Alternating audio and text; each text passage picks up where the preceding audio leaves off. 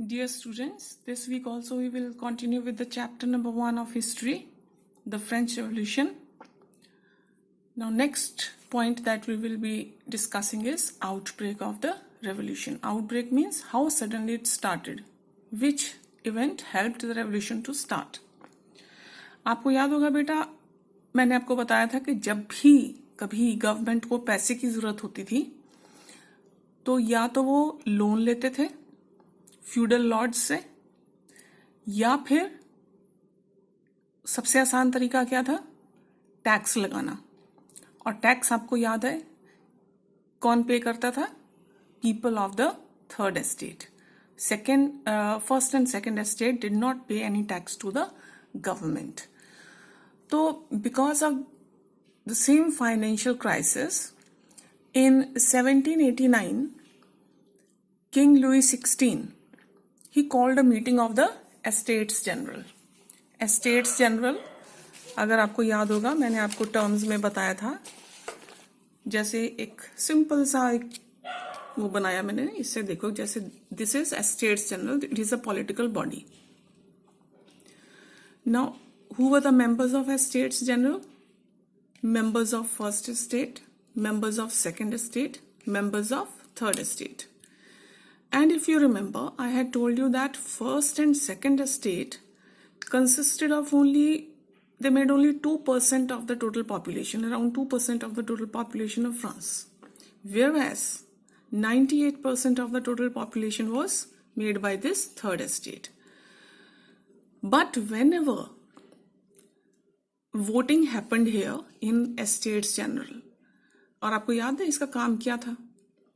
ये तब मीटिंग बुलाई जाती थी जब किंग को कोई टैक्स लगाना होता था, तो इस एस्टेट्स जनरल की उसको किंग को क्या लेनी पड़ती थी? कंसेंट चाहिए होती थी. अब इसमें जो वोट होती थी, फर्स्ट एस्टेट की एक वोट चाहे कितने भी मेंबर थे, सेकंड एस्टेट की एक वोट, थर्ड एस्टेट की एक वोट. मेंबर्स इसके ज्यादा, लेकिन वोट सबकी एक एक ही होती थी. अब मान लो किंग ने कहा कि मुझे टैक्स लगाने हैं, वोटिंग करो, तो एक वोट इसकी हो जाएगी, एक वोट इसकी हो जाएगी, और ये टैक्स लगाने के फेवर में देंगे या अगेंस्ट? बिकॉज इन्होंने तो कोई टैक्स देना नहीं, तो उनकी वोट तो यस में हो जाएगी. एक वोट इनकी आ गई, एक वोट इनकी यस में आ गई. अब थर्ड एस्टेट हमेशा अगर ना भी वोट करे, अगेंस्ट वोट करे, टैक्सेस को इम्पोज करने के अगेंस्ट वोट दे, तो भी 2 votes went in favor of the new proposal of imposing the taxes. So इस तरह से कभी भी इनकी जो से नहीं रही इस चीज में, चाहे वो अगेंस्ट भी रहे. तो इन 1789 King Louis XVI he called a meeting of this Estates General to get their approval to impose new taxes because the French government was in huge financial crisis. Now, इस मीटिंग में क्या हुआ कि इनके members कम हैं, इनके members कम हैं, इनके ज्यादा हैं. तो यहां पर अब इस वक्त तक आप पहले ही पढ़ चुके हो कि इन लोगों ने आवाज उठानी शुरू कर दी थी, because this estate was now led by it's middle class, जो बता रहे थे कॉमन पीपल को, जो इनमें ज्यादा पुअर लोग थे, ज्यादा डरे सहमे लोग थे, कि आपको अपनी आवाज उठानी चाहिए. तो यहाँ पर मिडिल क्लास के जो वही इसी एस्टेट के जो मेंबर्स थे, उन्होंने ये आवाज उठाई कि वोटिंग जो है वो सिंगल वोट, एक एक वोट देने की बजाय वोटिंग जो है वो मेजॉरिटी बेसिस पे होनी चाहिए, कि जिसके मेंबर्स ज्यादा हैं तो उनकी वोट ज्यादा होनी चाहिए. यानी कि अगर इसके मान लीजिए, सपोज, ये तो मैंने आपको ऐसे एक समझाने के लिए दिया ना आइडिया, मान लीजिए यहाँ पे 4 मेंबर्स हैं तो 4 वोट्स होंगी इनकी अगर मान लीजिए 5 मेंबर्स हैं तो 5 वोट्स होंगी. ये जब 98% ऑफ द पॉपुलेशन है, इनकी मेजॉरिटी है, तो इनके वोट ज्यादा होने चाहिए. सिर्फ एक एक वोट सबका क्यों हो? उस हिसाब से तो हमेशा इनकी वोट हमेशा दोनों की ज्यादा ही रहेंगी. हमेशा वोट ये तो यस कर देंगे, तो इसका मतलब टैक्सेस इम्पोज हो जाएंगे. तो फ्रेंच गवर्नमेंट ने, किंग ने इनकी मीटिंग जो है वो कॉल की क्योंकि वो इनकी अप्रूवल चाहता था, किंग जो है, to impose new taxes on the people. तो अब the majority of the population was common people who had to pay all the taxes. ये आप पहले अभी कर चुके हो। So they demanded that the matter of imposing new taxes should be decided by a majority vote, यानी कि जिनके मेंबर्स वही ज्यादा हैं, मेजॉरिटी वोट, तो उनकी वोट्स उतनी ही ज्यादा होनी चाहिए। But the first and the second estates opposed this demand of the third estate. अब फर्स्ट और सेकेंड एस्टेट को लगा कि अगर ऐसे होने लगा तो फिर क्या है, ये तो कभी भी मानेंगे ही नहीं, इनकी तो वोट हमेशा ज्यादा ही रहेंगी, क्योंकि उनकी पॉपुलेशन भी ज्यादा थी, शायद मेंबरशिप भी ज्यादा ही हो इसमें, तो इसलिए कि कभी भी वो तो हमारे कंसेंट का तो कोई फायदा ही नहीं रहेगा, क्योंकि हमेशा ये ना करेंगे और इनकी वोट मानी जाएगी क्योंकि इनके मेंबर्स ज्यादा हैं। तो that is why first estate and second estate उन्होंने इस प्रपोजल को अपोज किया। जो थर्ड एस्टेट ने कहा कि मेजॉरिटी बेसिस के ऊपर वोटिंग होनी चाहिए, तो these two estates opposed there decision.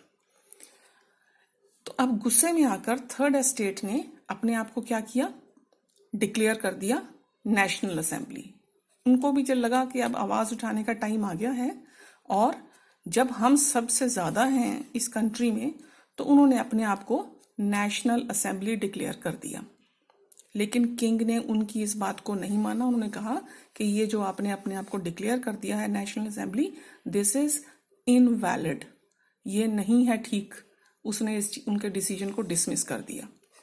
तो but the first and the second estates, जब उन्होंने मेजॉरिटी की बात की थर्ड एस्टेट ने, first and the second estates opposed this demand of the third estate.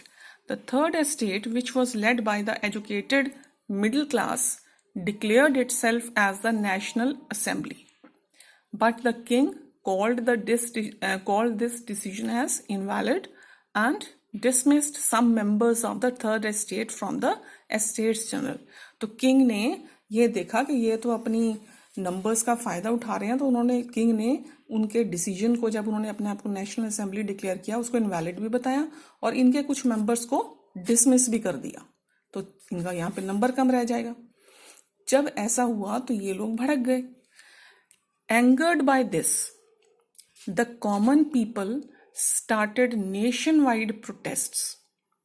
Angry mobs, mob क्या होता है, ऐसा लोगों का झुंड जो गुस्से में कुछ भी वायलेंस करने पे तुला हो। तो एंग्री मॉब्स स्टॉर्म्ड द बास्टिले। बास्टिले जो है वो एक बहुत बड़ी या कहो लार्जेस्ट जेल थी फ्रांस की, और इसकी जो बिल्डिंग थी that was a symbol of the Kings power, और वो पावर कोई अच्छी पावर नहीं थी, राइट? तो उसकी क्रूएल पावर की वो सिंबल थी। तो ये लोग जो हैं वो बास्टिले में उनको स्टॉर्म किया, उसमें घुस गए, उसकी बिल्डिंग को तोड़ दिया। And this happened on 14th July 1789. They destroyed the jail building and freed the prisoners. The fall of the Bastille means Bastille का डिस्ट्रॉय होना, जेल का डिस्ट्रॉय होना meant the end of monarchy.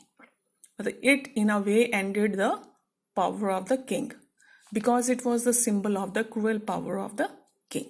So that was the beginning of the revolution. और वो जो event जिसकी वजह से वो पहले से ही गुस्साए हुए लोगों ने कैसे स्टार्ट कर दिया, वो रीजन क्या था, ये मीटिंग जब जो किंग ने कॉल की थी to get the consent of the estates general for imposing new taxes because France was undergoing a huge financial crisis. तो यहाँ पर थर्ड एस्टेट की जो मिडिल क्लास थी उसने अपोज किया कि ये वन सिंगल वोट सबका जो होता है, तो ये गलत होना चाहिए, गलत है ये सिस्टम। हम सबसे ज्यादा हैं तो मेजॉरिटी बेसिस पे वोटिंग होनी चाहिए। जब इस चीज को नहीं माना, इन्होंने भी अपोज किया, किंग ने इनवैलिड उसको डिक्लेयर किया और इनके मेंबर्स को डिसमिस कर दिया, इनका नंबर कम कर किया यहाँ से। तो इस बात से गुस्सा होकर इन्होंने प्रोटेस्ट स्टार्ट किया और पूरे कंट्री में ही जो कॉमन मैन थे, दे स्टार्टेड दिस प्रोटेस्ट। और इस तरह से गुस्से से भरे हुए जो ये वॉलेंट मॉब्स थी, दे स्टॉर्म्ड द बास्टिले, उसको तोड़ दिया जेल को, और वहां के सारे प्रिजनर्स को फ्री किया, ये शो करने के लिए कि किंग की पावर का भी कोई मतलब नहीं है। So this incident, storming of the Bastille, इससे शुरुआत इस वजह से हुई। और वो जो था storming of the Bastille, that happened on 14th July 1789. This is how the outbreak of the revolution happened.